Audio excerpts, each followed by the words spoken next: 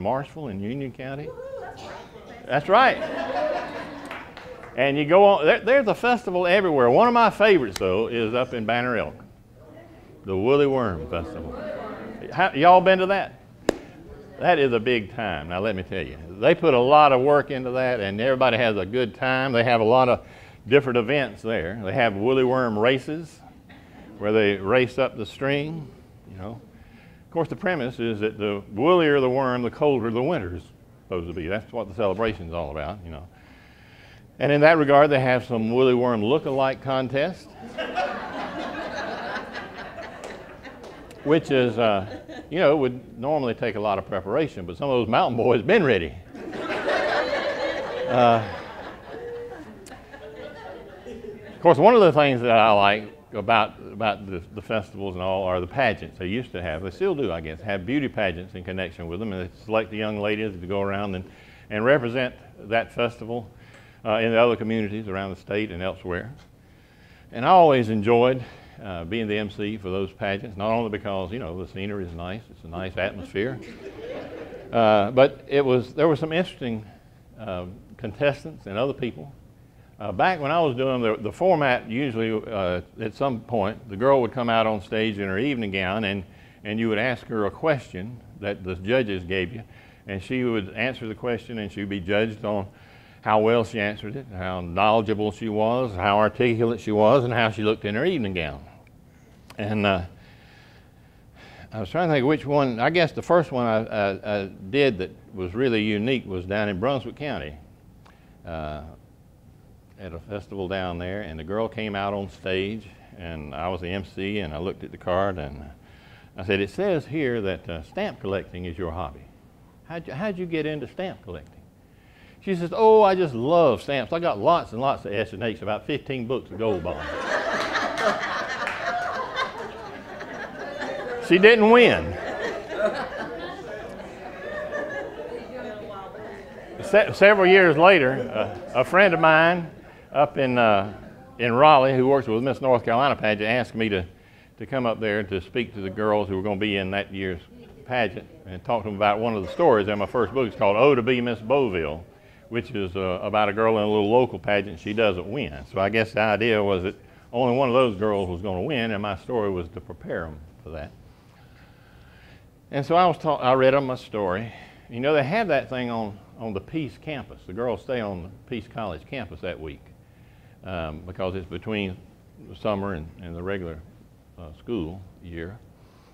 And I was just real honored to be asked to come up there and do that because I had been asked off of that campus a couple of times. So I was glad to be asked to come on. And so I told that story about the stamps, and it just died a natural death. I mean, there wasn't any response. And so I asked my friend, I said, "Did I say something wrong? You know, did I insult somebody?" She says, "Oh no," says, "these girls just don't know what S&H stamps are. They never heard of them. You know, to them it was shipping and handling." S&H stamps went out before they were born. I was over in Iredell County to a festival up there one time. That's right, Statesville. You know, they have a dogwood festival up there. And a girl came out on stage in that same competition, you know, the evening gown competition, and I looked at her card and she said that she wanted to be a doctor when she graduated from high school. And I said, "Well, you know, if you're going to be a doctor, you're going to have to probably work in a laboratory some and study. You may have to work with a cadaver. How would you feel about working with a cadaver?" She said, "Read that again." I said, how would you feel about working with a cadaver? And you know, that's a good thing about these girls, these contestants. They got a lot of self-confidence. And she said, "You know, I think that'd be fine. I can work with anybody, and two heads are always better than one." Now that's the truth. She didn't win either. But she's probably practicing medicine somewhere. In doing these celebrations and stuff, I met a lot of great people. For a little while, I was in the television business. Had the opportunity at that time, this is back many, many years ago, when local programming meant you could go out and do a lot of local stuff. Now, most of the programming means 90 seconds. You got a 90-second package to put everything together, and that's all you can say. Because all these consultants from New York came down and said, that's about as long as these folks can concentrate. So you got to get it said in a hurry. But back then, we could do them a little longer, and you could talk to people more and get more of their personality into the story. And so I was down in Wilmington with a television station, and somebody called in and said, you need to go down to Southport and do a story about Miss Laura St. George. Miss St. George was about 80-some years old then, and she had just taken up pottery making as a hobby to start with, and she got good at it. And people started paying a lot of money for her work, kind of like a Grandma Moses of pottery. And back then, when you went out with a television crew, I was talking a while ago about it was a lot more complex than it is now. You had to take a crew with you. You had a cameraman, and you had a sound man, and you had an engineer, and all these people, so you had to take a crew with you. So this crew and I went down to Southport to see Miss St. George, and she had our little studio set up at the senior center down there. And I told her after we got there, I said, now Miss St. George, since we got all this crew here and we're going to do a little longer piece than usual, why don't you be making something on your potter's wheel while we're talking instead of me just standing here passing the microphone back and forth? So she said fine, and she got out her potter's wheel and some water, and some clay. And, if y'all have ever done a piece for broadcast, sometimes you have to tape 30, 40 minutes just to edit it down to a few minutes. So we'd been going about 25 or 30 minutes there, and I said, now Miss St. George, what is this that you're making here? And she says, well, it started out to be a bowl, but I've been talking to you so long, I don't know what in the hell it is.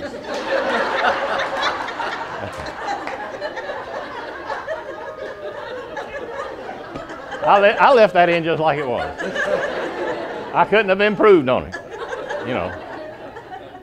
She was the kind of lady that makes North Carolina unique. There was another lady, if you've ever been in Columbus County back several years ago, and every community has also got one of these. You got a restaurant in town that only serves breakfast and lunch. People meet for breakfast there because they can't eat at home, or because they just want to be with people that they can talk with. And they solve all the world's problems before 8 o'clock. And then they have lunch there. They serve lunch at that restaurant. And we had a place like that down at Lake Waccamaw called Vila's Place. Vila Arp ran it. She was a real character. She was another one of those unique North Carolinians, very independent lady. This was her place. She owned it. She did the cooking. She served the meals. She collected the money. It was her place, and she did what she pleased with it. She had a menu that you could order from, but it didn't matter. She was going to serve whatever she was cooking that day. She was just a very independent lady. And down there where we are, down in the southeastern part of the state, in the fall, we have a lot of folks come down there to go deer hunting in the Green Swamp and around in that area. And they come every year. And they had gotten to know Vila, and they would eat lunch there, or breakfast, or both. And one year some folks came down and they gave Vila some venison. They had shot a deer, they gave her the venison. And so she decided that's what she would serve for lunch that day. Well, in North Carolina, you can't do that. You can't serve wild game in a commercial establishment. That's against the law. But it didn't matter to Vila. She went ahead and she cooked it, and she served it at lunch. And Troy Sigmund, who was the wildlife officer at the time, came in to eat lunch. And I don't know what he ordered, but he got venison. And so when he got through eating his meal, he went up to pay for it, and he was going to give her a little citation, a ticket for serving wild game. And he says, well, how much owe you for the meal? She says, nothing, not a thing. It's absolutely free. Not going to cost you a dime for that meal. He said, okay. But now that glass of tea is going to be $4.50. She was a unique lady, very creative. When I was talking about what makes North Carolina unique and what our heritage is composed of, you got to look at, again, a real diverse culture, from the mountains to the ocean, and all in between. And I guess one of the things that has spread from North Carolina, from the South now, and has become one of the biggest things in sports is NASCAR. NASCAR. I'm a Southern boy, and I got to admit, though, I was 50 years old before I went to a stock car race. And then I had somebody had to explain all the rules to me. And then I got so interested in it, I started reading about all the pioneers and the heroes like Junior Johnson and Cale Yarborough and all those folks, you know. And so I thought some time ago that I ought to write some tribute to our moonshine heritage. So I'll read y'all. Let's see if I can find a place got enough light for me to read in. What I wrote as a tribute to our moonshine heritage. A little poem.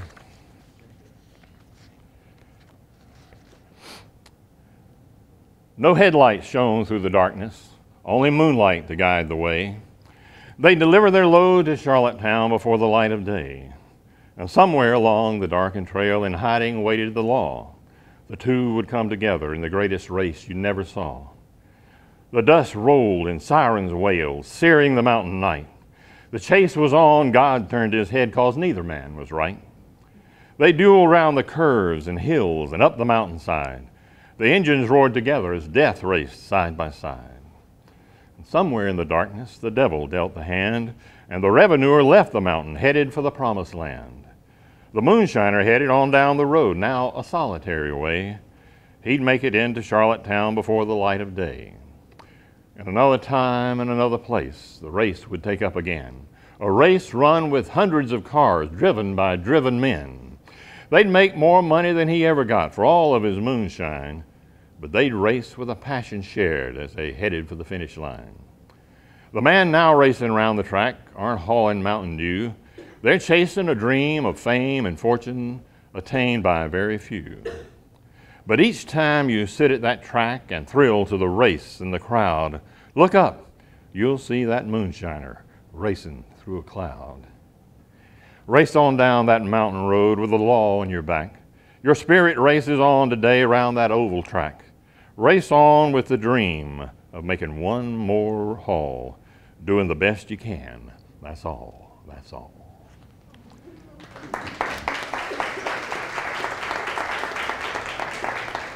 And there are a lot of other places across the state that make us unique. And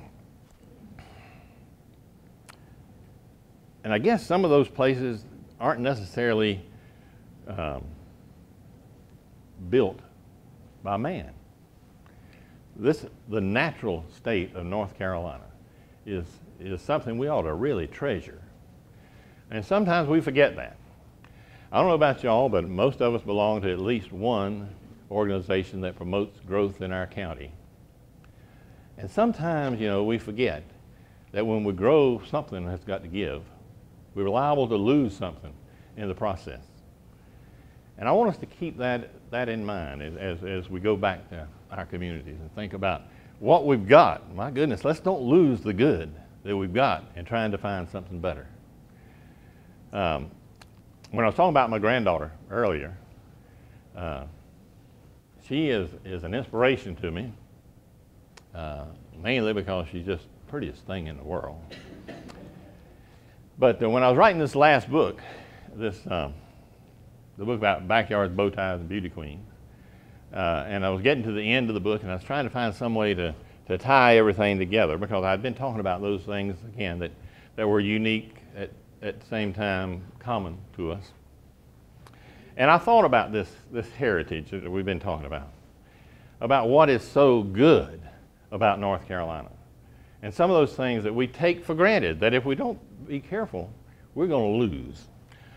So I want to read y'all one more little poem that I wrote. It's at the end of this book. By the way, I got books for sale back there. They're $10 a piece, three for $30 if you want them. And I'll sell them and sign them if you want them. And this was a little poem that I wrote to her, to Mia, my granddaughter, that I wanted to be a part of her heritage. The two stood on the mountaintop, the tall mountains made of sand. The old man felt like Moses as he gazed into the promised land. They were looking west to the sun, their backs to the wind and sea. And the little girl, his Joshua, asked, "How are things going to be?" "I don't really know," he said. "I can't tell you what to do. But remember, you're tied to the land, and the land is tied to you. What we do with the land God gave us might not matter to some, but I want to save it for your children and your children yet to come." Then they walked down to the water's edge where ocean meets the sound, and with her hand in his, the old man said, "Just take a look around. Not far from here, a long time ago, a little girl was born. Her name was Virginia Dare. The first girl born in this part of the world, at least the first to have blonde hair. When told of her birth, all the folk gathered around and sent up a happy cheer. But soon food ran short, they couldn't go home, and happiness turned to fear. Now, don't know what happened to Virginia Dare, so your guess is as good as mine. Those people just melted into the swamps, a place where the sun don't shine. But because they came, others would come and make a life on these shores. They'd plant trees and crops, open hardware and grocery stores. Now, 400 years later, we've paved miles of road, built buildings up to the sky. But sometimes at night, out here by the sea, I can hear Virginia cry. She cries for this land and our people, land of promise and freedom so dear. She cries for the woods that are gone now, for rivers that used to be clear. She cries for the farms lost in morning mist, replaced with so many malls. She cries because we've lost so much of our gift, we can't hear our heart when it calls. The old man finished speaking by the sea that night. His words took the little girl back to the wondrous sight of a brave people who came with only a dream to be kept alive by the girl in the moonlight beam. I hope that we'll remember that as we go about making North Carolina a better place. And remember those people that helped us get there. One of those people that I remember most is my grandfather, Council. He was a unique guy. He was born in 1900. He was born an orphan. His father died just a couple of months before my grandfather was born. And when he was a little fella, my great-grandmother took my grandfather Dave, up to Pearson Company. Y'all know where Pearson Company is? They're in Hallsboro. If you hadn't been there, I want you to go there. It's a unique store. It's been there since 1889 or 87, 89. Hadn't changed much in all those years. Got the same floor, kind of wavy now, but you can still buy anything that you want in there. Probably just one of them now, one of each. But you can buy work pants, you can buy shoes, you can buy lanterns, you can buy just about anything you want in there, furniture. The biggest thing you can get in there, the best thing I advise you to buy is something out of their custom meat market, including their pork sausage, which is made every day, fresh every day. But anyway, my grandfather was taken there to Mr. Pierce, and they asked my great-grandmother asked Mr. Pierce if she would take my grandfather in and raise him, and he did. And Mr. Pierce's wife had been a teacher. And back then, if you were a teacher and you got married, then you couldn't teach anymore. So she had one student now, my grandfather. And so she taught him all she knew. And the biggest textbook she had, of course, was the Bible. And my grandfather could just quote scripture, all day. And he also had a great appreciation for the state of North Carolina. And he liked the history of North Carolina, and he liked the law. So he decided he'd become a lawyer. And back then, if you wanted to be a lawyer, you didn't have to go to law school. You could get you some law books, apprentice yourself to an attorney, and what they call read for the law. And that's what he did. And he became a lawyer. But he never practiced law as a regular lawyer. He went to work for what was then called the Great North Carolina Lumber Company when they came into the southeastern North Carolina and ran their commissary. And one of commissary that he ran was down at a logging camp in the Green Swamp, and it was kind of a isolated place. So he became, because of his background in law and because he had the commissary, he became